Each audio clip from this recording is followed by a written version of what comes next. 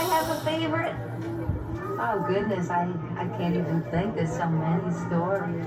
They're beautiful stories. It's just, and I like the things that the stories have to say. They have a very important point.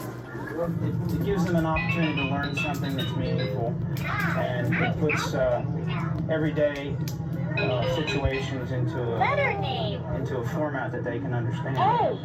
And a lot of good lessons for life are learned through the Thomas series.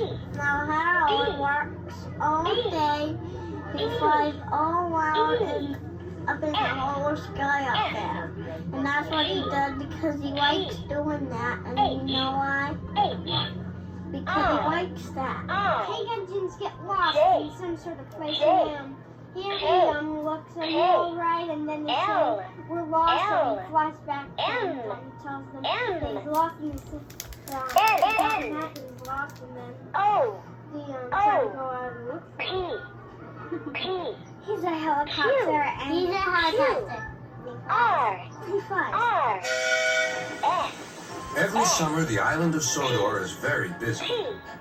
Holidaymakers love to sightsee. When the weather is fine, there is no better place to visit. Some people like to go to the mountains. Others like the valleys. Children love the seaside. One morning, Thomas was puffing along the line that runs by the coast. His two coaches, Annie and Clarabelle, were packed with children going to the beach. Everyone was happy. Percy was taking some freight cars to the harbor.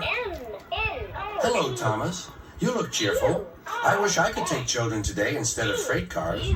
They're the Vickers Sunday School, explained Thomas. I'm busy this evening, but the station master says I can ask you to take the children home. Of course I will, promised Percy. Later, Percy saw Harold. Sorry, Percy. Can't talk. I'm on high alert. Why?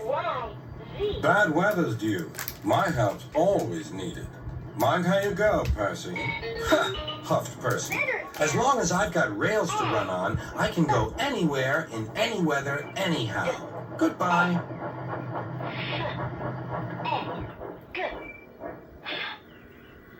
Be careful, warned Edward. There's a storm coming.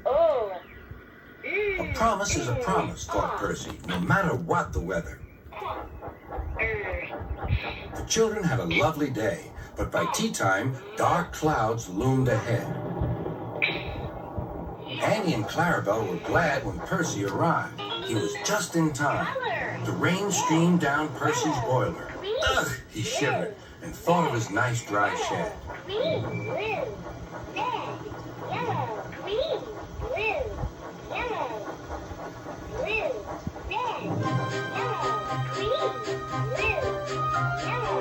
Percy struggled on past coastal villages and into the countryside.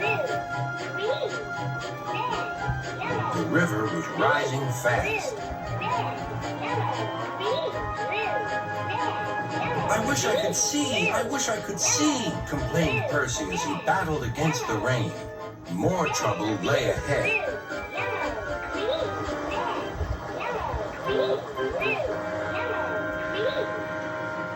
Oh, hissed Percy, the water is sloshing my fire. Percy's driver and fireman had to find some more firewood. I'll have some of your floorboards, please, said the fireman to the conductor. I only swept the floor this morning, grumbled the conductor, but he still helped. Soon, Percy's fire was burning well. He felt warm and comfortable again. Then he saw Harold. Oh dear, thought Percy. Harold's come to laugh at me. Something thudded onto Percy's boiler. Ow! Exclaimed Percy. He needn't throw things. It's a parachute, laughed his driver. Harold's dropping hot drinks for us. Thank you, Harold, whistled Percy. Good to be of service, replied Harold and buzzed away.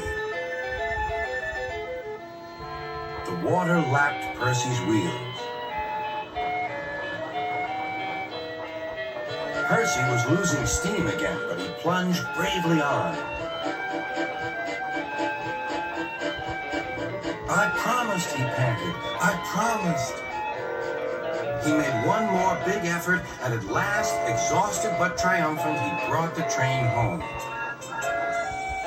Well done, Percy, cheered Thomas. You kept your promise, despite everything.